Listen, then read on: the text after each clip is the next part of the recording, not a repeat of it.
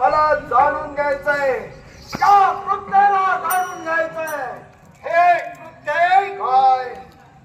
तुझा गुरु महर्षी, त्याला मी कोण आपण कोण हे जाणता येतं.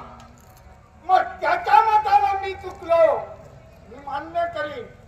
पण तो महर्षी ज्याला स्वदेहाला शिक्षा दिली, भगवंत रामाची दीक्षा घेतली, तो का चुकला? कशा म्हणून तुम्ही म्हणता तो तुकराम? माझ्या गुरुदेवतांच्या मुखातून निघालेले शब्द, गंगागिरी गेल्यानंतर स्नान करून येण्या अगोदर सूर्य अस्ताला जाण्यासाठी काहीसा अवधी, काहीशी घटिका शिल्लक होती. मग असं असताना तुम्ही अर्धलान माझी गुरु माऊली देऊन येण्या अगोदर तुम्ही तुमच्या कर्तव्यापासून दिलेल्या शब्दापासून दूर का लटलात? मी एक वेळ चुकलो त्यांच्या आगमनापूर्वी, पण ते महंत होते. राजा, अरे महंत होते, महंत होते, हे शब्द उच्चारण्यापेक्षा तू लाख जनतेचा घोषण दे.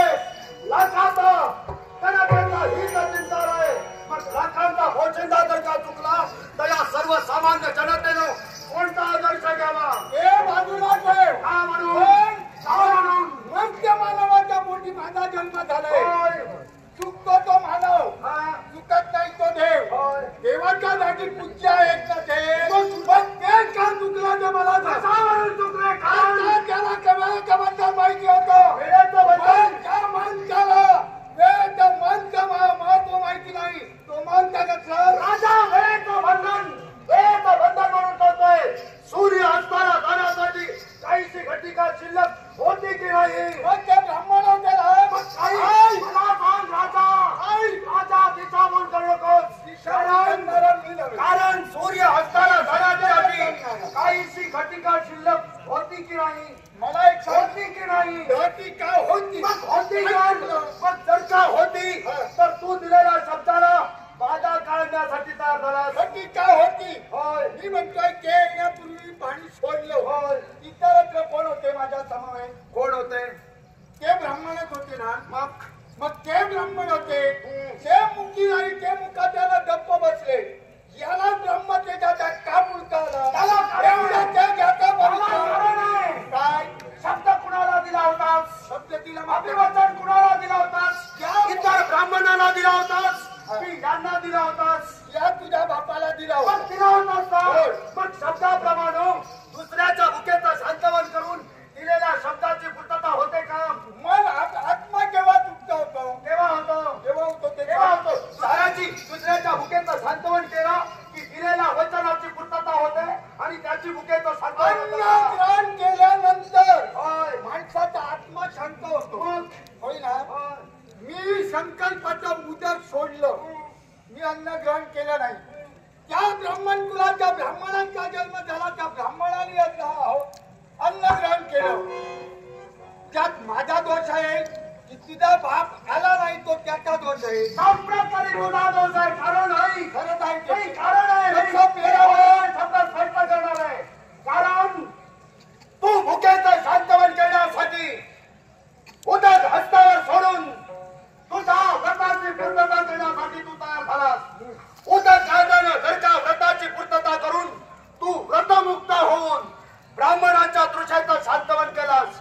पण त्या ब्राह्मणांचं शांतवन केलास जेणेकरून त्या माझ्या पित्याला दिलेल्या शब्दानं माझ्या पित्याच्या भुकेचं शांतवन झालं का? शबास. झालं का? ऐक, तुझ्या बापाच्या भुकेचं शांतवन झालं नाही ना. पण भुकेपेक्षा कर्तव्य श्रेष्ठ की भूक श्रेष्ठ? कर्तव्य कर्तव्याबरोबर भूकही श्रेष्ठ आहे. कर्तव्यही श्रेष्ठ आहे. पण कर्तव्याला जागला तो खरा कर्तव्यनिष्ठ जर तुझ्या कर्तव्यापासून काढलेला. मी म्हणूनच म्हटलं मध्य मानवाच्या मोठी झाला. मी एक वेळ चुकलो. परत म्हणून हे राजा, सर्व सामान्य माणूस जर का चुकला असता तर ते मी मान्य केलं असतं. त्याला लाखाचा पोशिंदा, त्यानं विष्णू भक्ताचा राजक्रीड मस्तकी धारण केला. राजी भगत विष्णू अवतार असलेला त्याला जर का हेच कळत नसेल तर जनतेनं आदर्श कोणता घ्यावा? पण ज्यानं स्वतःच्या ध्यानात शिक्षा दिली होय. तो दुसऱ्याच्या मनातील भाव ओळखू शकतो, तो चुकतो त्याला शासन कुणी करावं? काय असा चुकला आहे? तुझा बापच चुकला मी असा का? एक वेळ कारण आईचा घटिका शिल्लक असल्याने माझा बाप आला म्हणजे माझ्या बापाची चूक नाही. तर का घटिका ओलांडून गेली असती आणि तदनंतर माझा बाप आला असता तर माझा बाप दोषी होता. देवाला नैवेद्य केव्हा दाखवितात? घटिका ओलांडून गेल्यानंतर सूर्य नारायणाला अर्धदान केव्हा देतात? सूर्यनारायणाला अर्धदान केव्हा देतात? सूर्यनारायणाला अर्घ देण्याचा माझा संबंध नाही. तुझा नैवेद्याचा माझा संबंध नाही. पण का माझ्या बापाला दिलेला शांती व्हाय तू, काही गरज नाही तुझी. कारण माझ्या प्रकारचा तुला जर का प्रकारची संबंध राहिला मग मी तुला बोलली तुला जर का माझ्या बापाशी संबंध नाही तर माझ्या बापाला तू या ठिकाणी भोजनासाठी शब्द का दिला? भोजनासाठी बोलविला, त्याला त्याचा मान सांभाळता आला नाही, या दोष माझा हे नाही. राजा ज्यानं व्रताचं कंकण हाती घेतलं त्याच्या मुखातून अभद्र शब्द बाहेर पडताय, तो राजा म्हणून सांगण्याचा योग्यतेचा नाही. अभद्र मी तुझ्या समोर उभी आहे. हे चुकतंय. त्याप्रमाणे जाणार आहे. चुकतंय. दुसऱ्याच्या मार्गात जर का आपण काटे पसरले तर तो आपल्या मार्गात फुलं पसरतात, पण ते तुझ्या बापाला कळलं नाही. कारण काय? तो माझा मी त्याला अभद्र शब्दानं बोललो, कारण काय? त्याला कारणच आहे. कोणतं कारण? त्याला आपली मर्यादा सोडली म्हणून माझ्या रागात अरे आला. राजा, सूर्य अस्ताला जाण्यापूर्वी माझा बाप आला म्हणजे मर्यादा तू सोडली की माझ्या बापानं सोडली ही वास्तविक तुला जाणून घे. म्हणूनच मी तुला म्हणतोय, तुझ्या बापाला आणि तुला नैवेद्य केव्हा दाखवावा हे कळलं नाही म्हणून तो उशिरा आला. मग आई, माझा बाप जर उशिरा आला, अरे तुझ्यासारखे दिवे एका क्षणात मानवीराची हिंमत यावेळी कृतीचा समोर आहे. हा दिवा मानवीयाचा प्रयत्न तू तरी निदान करू नये, कारण हा दिवा माझ्या गुरुदेवाचे नाव दिलाय. गुणाचा गुणवंत, बलाढ्य बलवंत, यशार्थ यशवंत.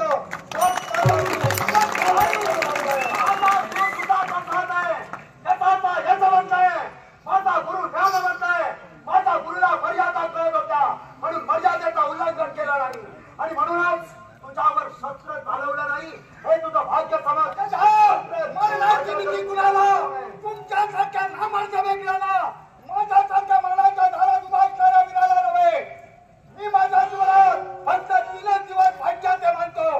जन्माला येतो तो एक दिवस, बरी वाईट कृती करतो तो दुसरा दिवस आणि मृत्यूच्या दारी असतो तो तिसरा दिवस. मग तो तुझा तिसरा दिवस यावेळी माझ्या रूपानं तुझ्या द्वारावर उभा आहे. मतच आहे तर स्वीकारलं तुझ्यावर, पण खडका पावलानं माघारी जाणारा हा राजकर्ता पण आहे. नाही, बोले कैसी चाले त्याची बंधावी पावले. माझ्या समोर जर का काटा पाय काढण्याची हिंमत केली तर जिथं असशील तिथं शोधून तुझ्या जीवनाचा सेवक कोण तू